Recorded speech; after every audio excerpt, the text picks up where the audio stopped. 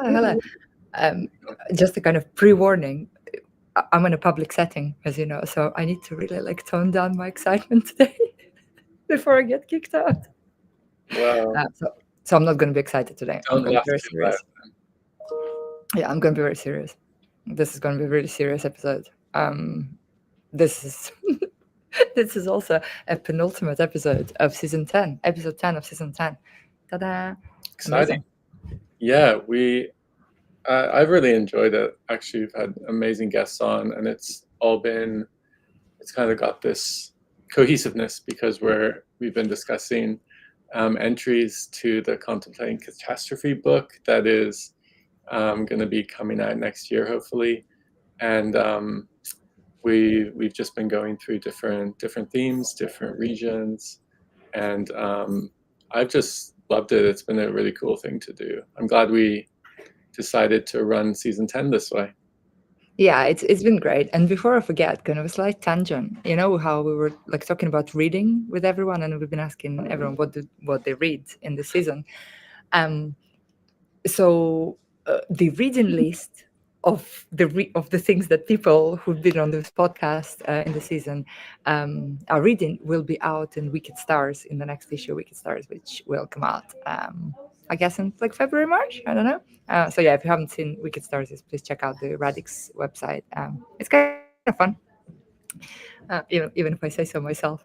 But today, we continue focusing on the region. So for those of you who have been following this season, in the first part of the season, we engaged with various themes that were discussed in the Contemplated Catastrophe volume. And then since coming back from the summer break, we've been moving from kind of region to region. Today we continue our journey, and today we're actually in India. So we're finishing this particular season with India. And we're really delighted to welcome back our friends, Claudia Santos and Sneha Krishnan. We've been working with them kind of from the get-go, I think. They've been involved in the podcast in so many different ways. So it's just really great to see you both. Thank you for joining us again.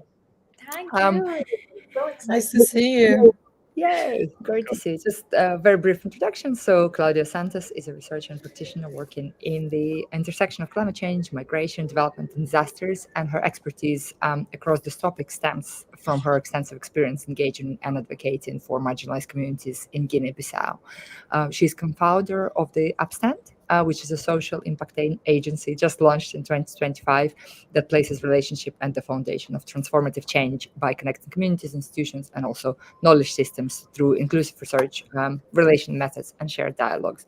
Welcome, Claudia. Great to have you with us again. Thank you. Nice to see you again. Thanks. And Sneha Krishnan is a professor in Jindal Global University and Sonipat, and an interdisciplinary researcher and scholar working across environment, humanitarian response, and public health. She's got over 12 years of experience in policy research, impact evaluation, capacity building in the Global South, and Sneha's work focuses on climate and conflict-affected regions, emphasizing gender-sensitive, trauma-informed approaches to displacement and health system resilience. And just also kind of a note from me to Sneha's bio, Sneha has been writing amazing poems for us, one of which is actually coming up in another volume that I'm working on with. So yeah, apart from academic scholarship, Sneha has really been contributing to creative understanding of disaster. So that's fantastic. Maybe we can talk a little bit today as well. I had forgotten about it. There we go. I'm here to remind. Yeah, welcome to you both. So like Sonia said, we've been discussing with all of our guests who have been contributors to this volume that's coming up about their reading and what inspires them and what they're kind of reading at the minute. So let's start with that with both of you, and maybe come to Sneha first. What are you reading? How did you get to start reading the kind of things you read, and what gives you the most inspiration for your work? Oh my God. I love to be on the podcast. I love to follow both of you, I think, on Goodreads to know what you both are reading. And I really, the only thing that would keep me up so late in the night is to talk about books or movies. And they go alongside my passion to study about disasters as well.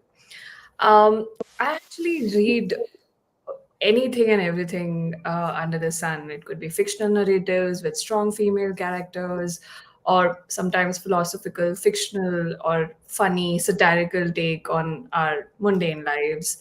I also read across like different languages, just like you, Senia, but Indian regional, so Hindi and Marathi, and it somehow allowed me to like carry these multiple worlds in multiple languages, which translates into my disaster work as well. I love to follow these different perspectives, from feminist, from indigenous or justice lens, to discover like how can we unbox this disaster problem, you know.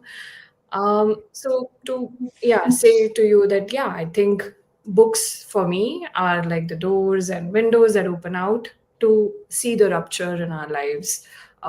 For I've been studying disasters for almost 17 odd years now. Yeah, it's current read is difficult. I'm also reading Victor Hugo's La Miserable, but also uh, for my teaching, I'm quoting Max's work, Liberon. I hope that I get their name right. For the third time this year, pollution is colonialism. I think we talked about it in this podcast earlier as well. So yeah, current reads. Thank you. Cool. Thanks, Neha. What about you, Claudia? Yeah, pretty much like Sneha, I read a variety of things. I think that what this makes me think about is that where I actually read really mirrors who I am today.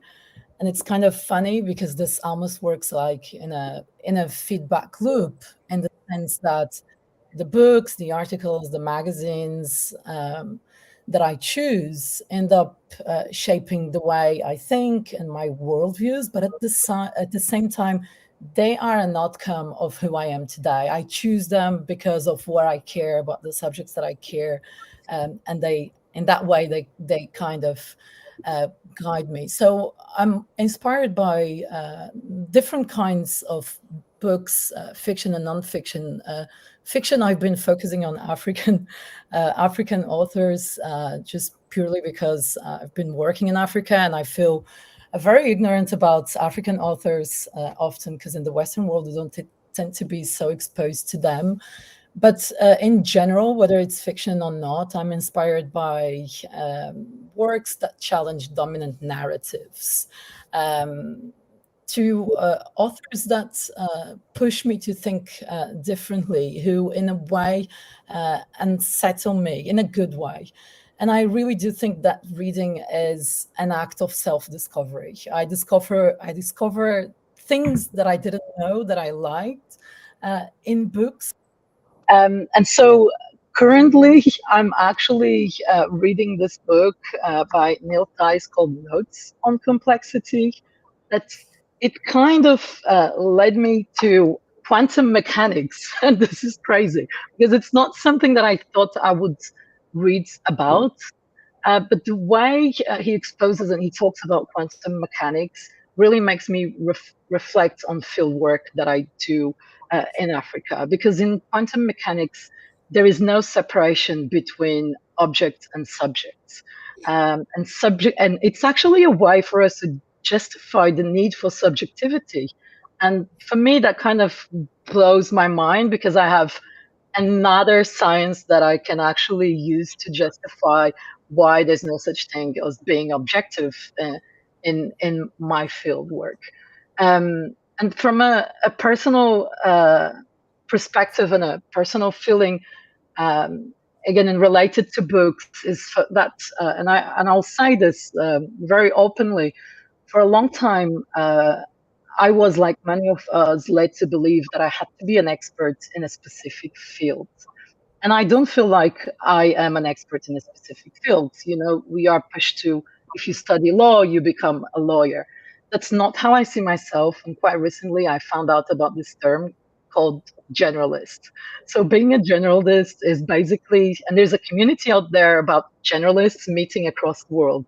So being a generalist, it's about having an overview of the world's problems, and having this strength and this ability to work across different fields and roles.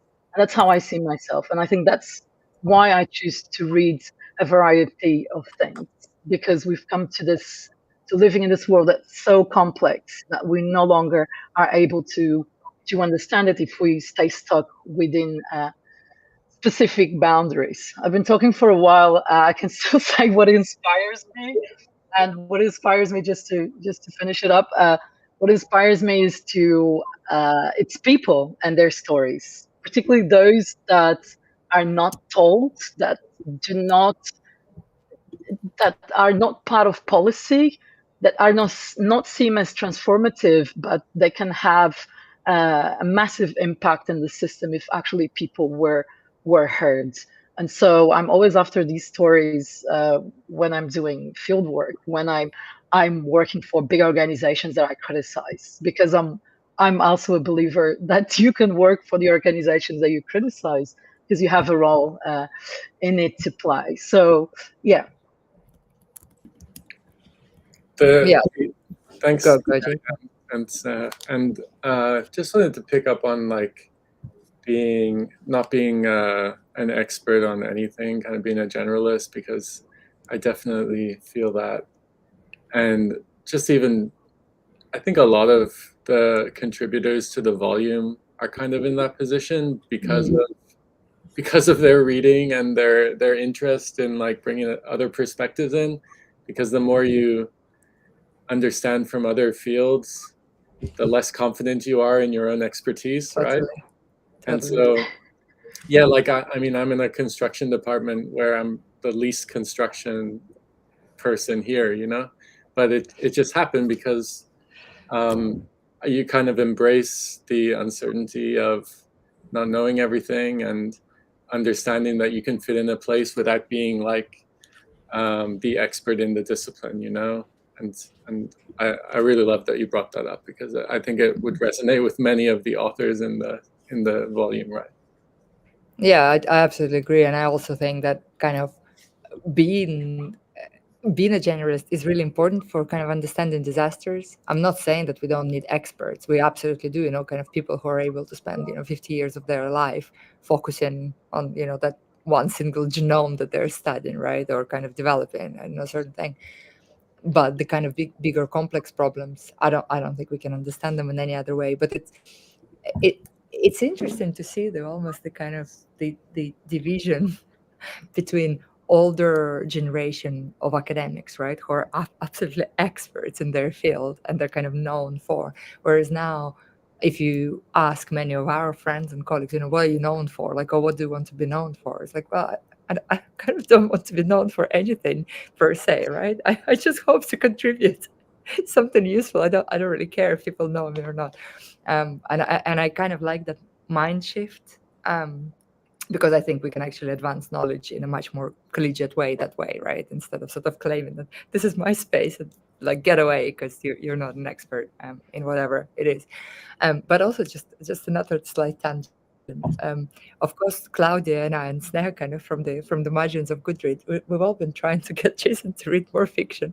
I'm still on a mission. Like, I haven't forgotten Jason. If you ever think that I have, no. It will continue. You didn't mention forever. it for a while, so I thought you forgot. I know you thought I've forgotten, but no, I'm like an elephant. I remember everything. So the mission about reading fiction continues, and this is a fantastic segue to my next question. Let's talk about your entrance. So Sneha, you wrote 2 essays for us. One was on Amitash Ghosh, and another on Arundhati Roy. And these are 2 authors that I absolutely love. I think I've read everything by Ghosh by now. Maybe, I think. And anyway, it was a really interesting choice. I think, well, both choices were really interesting because whilst both Ghosh and Roy write nonfiction, I think they're more known for being fiction writers, right? So why did you choose to write about fiction writers? And, why did you choose these 2? Oh my God.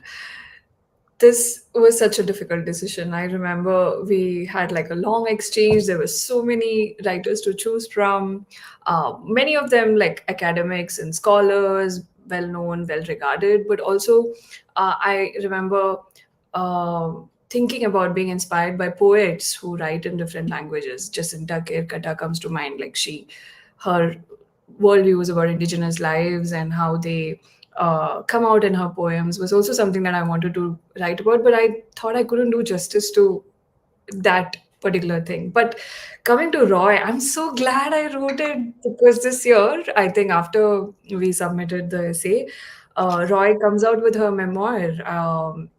Mrs. Roy Comes to Me.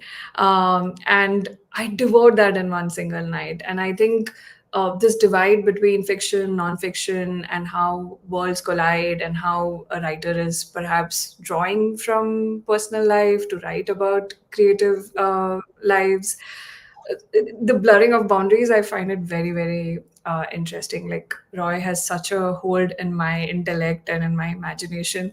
I always want to be like her, teenage vision to come true, and not just in the accolades that she wins. In my essay, I talk about how although she wins this P and Penn's award, and she gives this brilliant speech, she's also being prosecuted by the state, and being held responsible for inciting violence, for encouraging dissent. So it's almost something that I wish we had the passion and the courage to follow our dreams and the people's lives that we follow in a way that she does. To understand actually Roy's influence in disaster studies is almost parochial, especially when I talk about dissent. Dissent becomes the ground where political revolution is led. And for me, sometimes reading as an act of self care becomes this small effort to protect our worldviews and our lives, and the constant repair that is involved in disaster work. It is something that I see that it's a small act, but it actually is part of a bigger resistance that Roy advocates for. Coming to Ghosh's writing, I I think I keep coming back to his work again and again. And I think he also publishes that much for us to keep drawing from his wisdom.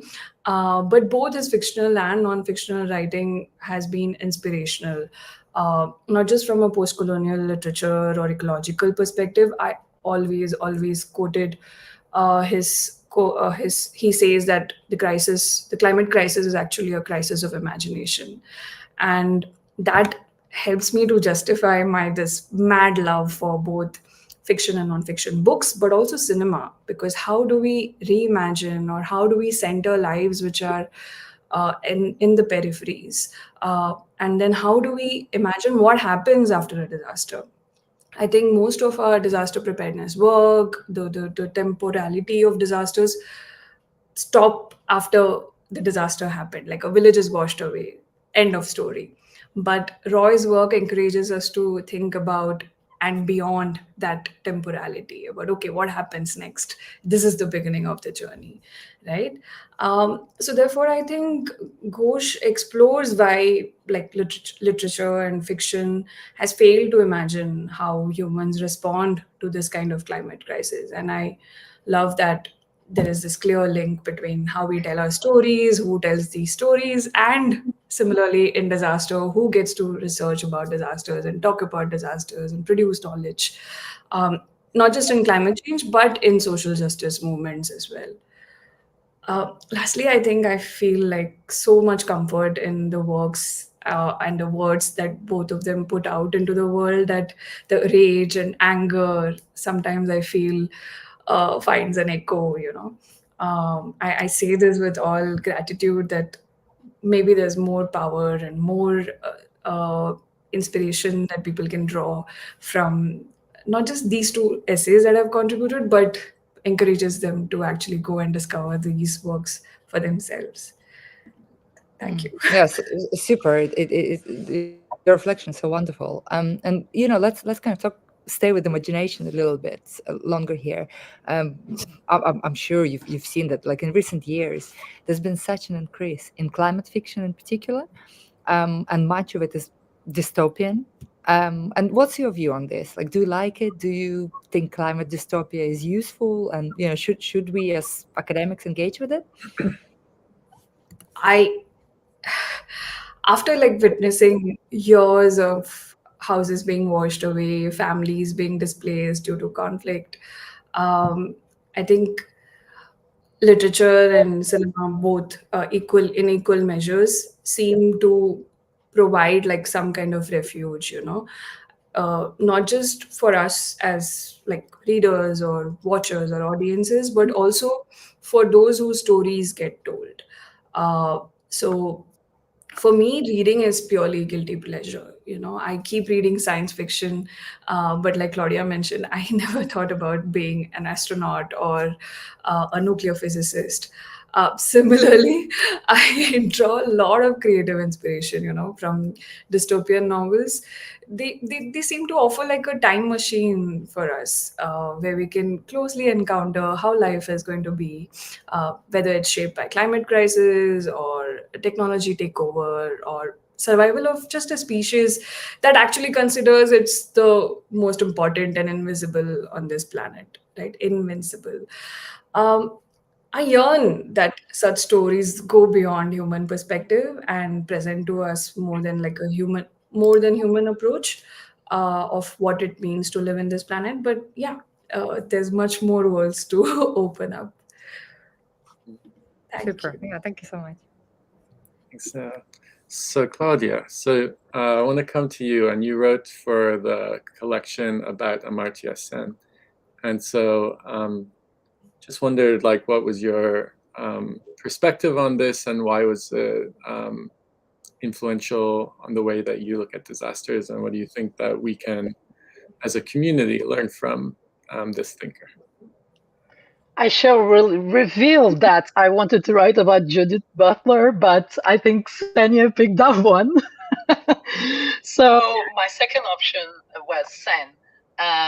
Yeah, but Sen did have a huge influence on my PhD. So when I was doing my thesis, which was really about debunking the causal relationship between climate change and migration. So in other words, I wanted to show that climate change wouldn't be the only factor that would push many people to move. And so after I started actually seeing what was happening on the ground, in this case in Guinea-Bissau, I could see what Sen was telling us about development as freedom. For instance, I could clearly see how the deprivation of the many basic human rights, such as education, health, social security, led to less freedom of choice, and that this was very much related to the choices that people can make in relation to migration. Or staying put. And this would give me many clues as well as to how people stay put. And so for me, bringing the way Sen thinks and his framework to disaster studies is interesting, because I think he provides a really good foundation for thinking about how disasters are constructed, for looking at why not everyone is affected by natural hazards equally. In systems, what kind of people are able to survive and why? Why is this question of freedom so related to the capability, to our capability to do something to prevent or to respond to a disaster? And so I chose this path, and for me, Sen was this first author that opened up a whole new world of development, to explore other authors working in international developments and in development in Africa for my PhD. And this was super important, particularly as I moved from not so much paying attention as to why people move, but how people stay back, how do they cope, particularly when we're talking about a country where the state is absent, where the state doesn't provide any of the freedoms that Sen often talks about. So yeah, for me, that was the reason why I chose him. Yeah, thank you for that reflection. And so in your entry, you kind of link justice with disaster scholarship and talk about the idea that justice is only a reality if people resist. And so just wanted to ask you, like, as other disaster students and scholars read your entry, what do you hope that how do they see their own involvement in resistance? Like, how do we encourage our community to become more active in resistance? Yeah, to me, scholars need to seriously engage in this self-reflective exercise when doing research and asking, why are we doing what we're doing? If we're researching a specific group or community, how is it that what I'm doing is advancing anything for them? But also asking questions about the system itself. How does it create harm? I had a kind of not traumatic, if I may say, experience during my field work, which is I had a group of women ahead of me and I was asking them these questions. And at a certain point, one of them looks at me and says, well, we're tired of people like you that come over here, ask the same questions over and over again, and our lives just remain the same.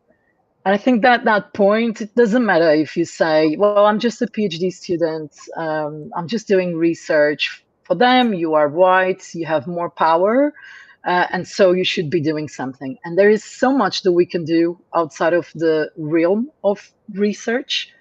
There's so much that we can do in that specific occasion just by looking around and seeing what do people need that I can actually give as a student. Maybe it's just to listen to them. Maybe it's just to provide them some immediate help. And I think that's important that other scholars that think about this, particularly students starting now, for me, it was a big lesson to have that woman questioning me in that way. But when it comes to resistance and doing the work of activism, I really think we are in the right podcast to deconstruct the word activist. What does it mean to be an activist? Because it's not just being at the forefront of a movement of a protest. We often talk about inclusivity and we write about inclusivity. But for me, the question of care is really important. How much do you care about the community that you are researching?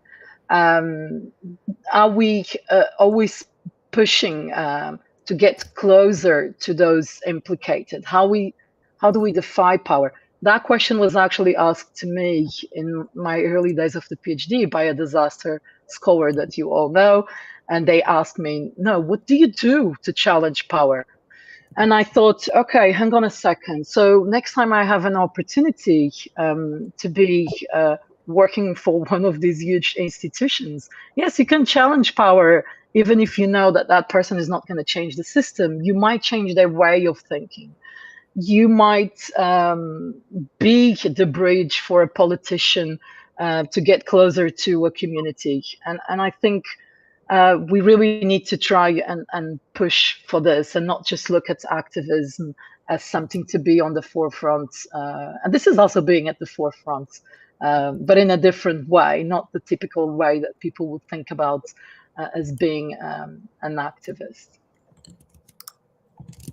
Yeah, I think it's come up a few times in this season, just the idea of like our own kind of complicity and just tension that we navigate professionally in this community, because you're always dealing with power dynamics and different resource imbalances, and trying to achieve outcomes that are not straightforward, and sometimes you need to negotiate. And so yeah, I just wonder if you have any other thoughts on just kind of being double agent, you know, working maybe like a lot of us do in powerful institutions, and trying to do real work with communities, and navigating that tension between your institutional objective maybe, or the kind of collection of institutions that you're representing, and what people actually need, and like what your role is there, Yeah, for that, and here comes the generalist. You're playing different roles. You play a different role when you are within the community. You play a different role when we are in these institutions. For one particular institution that I worked for, in the final report, and just to give you a practical example, there was a lot of wording around economic growth, and I changed the word to well-being, and that word stayed. Whoever is going to read that, they're going to start thinking about well-being rather than economic growth. And I think this is important. And I don't have to tell anyone that I'm doing this. I just give it a try and see if it sticks. And it's actually did stick. But I think that staying just within communities, but it's also finding the right moment to talk. Not always it's the right moment. I was working in this specific community to look at how they're impacted by extreme weather events. It's a group of women that live in shacks in very precarious conditions. And someone asked me, would you like to talk to the Ministry of Health about this situation?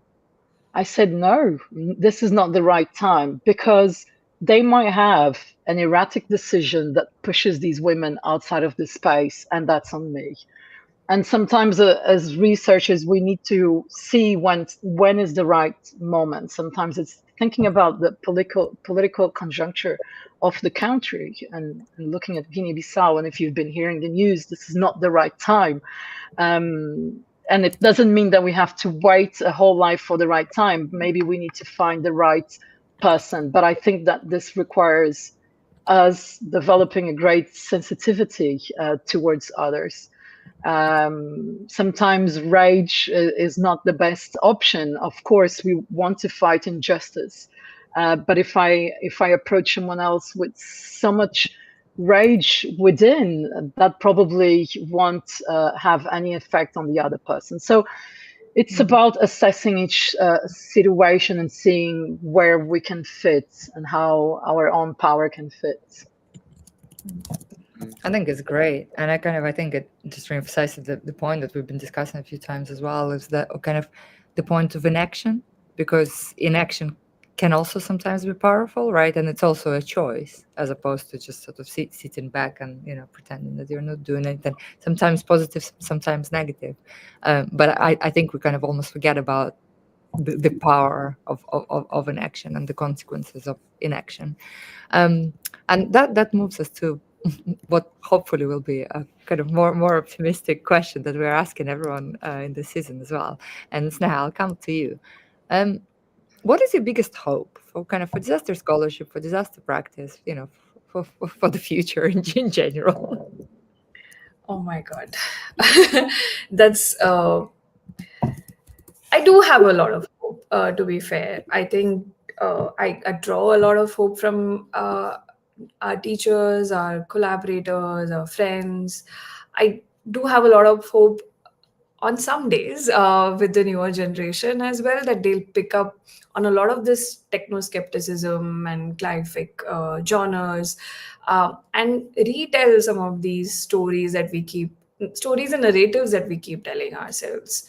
A village getting washed away could be one person's living nightmare, but it is not the end of the story. It also is the beginning of a journey for someone who wants to focus on recovery and rebuilding and rehoming lives. I do hope that practitioners and scholars are able to take some time out, think outside the boxes, and welcome like creative and alternate ways of expression, maybe through stories, through poetry, through counter maps, through photographs.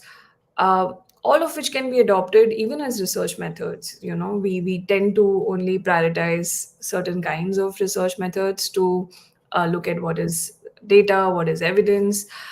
I draw a lot of inspiration actually from Roy's work. I want to emphasize the principle of like solidarity. It's not just about like holding placards and going to protests. Sometimes it's just recognizing that there is this politics of othering, of silencing. And it's not just disasters that are washing people's villages away, it's also state delineating these boundaries and making someone a citizen, someone not a citizen. Um, there's so much fear, anxiety, blacklisting in recent years, those who want to support current events and how they are playing out, critiquing forces as well. And silencing of voices is something that you are seeing on an everyday basis. A lot of us are also self-censoring in an effort to stay in these positions where we can not only influence research but also teaching and some kind of practice as well. So we are making these choices about who we work for, where we work, how we align ourselves politically, morally with our collaborators, donors. And perhaps I think it's not an individual effort, it's more of a collective effort. Audrey Lord keeps telling us, no, the master's tools will never dismantle the master's house. So we have to think about new ways of dismantling those structures, and maybe it's not just one person's responsibility, it's a collective responsibility. So yeah, hope is the only way we go forward. Yeah, we have to, don't we? It was actually really interesting. Last week I was in this very kind of institutional setting. Sorry, slight tangent before I come to Claudia, but you made me think, Sneha. And the message that we kept getting is kind of about we are hopeful for the future. We're optimistic for the future. And the use of hope and optimism in kind of in the same context made me quite uncomfortable, because I immediately start thinking about Laurent Bertland's cruel optimism, and kind of our own fantasy of like this better life basically prevents us from ever achieving, because in capitalist context it's impossible. And so I was discussing it with my colleague who's a political scientist. We're like, how do we kind of reconcile that hope and optimism without misusing them, right, and misrepresenting them? And kind of that felt me that left me really confused. So I keep thinking about it. So if you have a solution for me, please let me know. But Claudia, what's your hope for disaster scholarship and the future of disaster scholarship and practice? Yeah, I'll give a little bit of a different answer, which is my hope is that disaster scholars are actually taken more seriously. It's like I think a lot of fields don't understand is that disaster scholarship is much more than trying to understand how disasters impact people, or what we do when people are impacted by disasters. I don't come specifically from a disaster from disaster studies, but I think that I found, and you guys here are an example of that. I found in your thinking, in your way of writing, a line of inquiry that I don't find in other fields, and that's what makes disaster scholarship so special.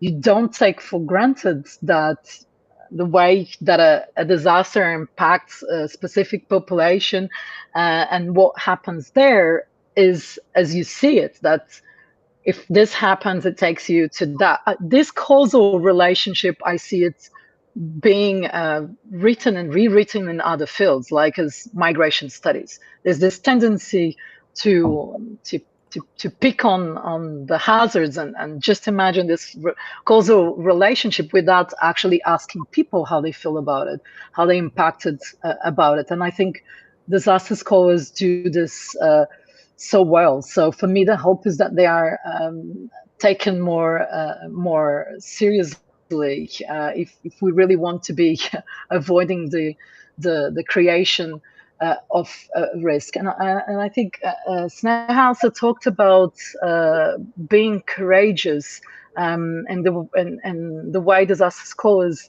do their work. And I find that super important, being courageous, and also the question that she raised about solidarity.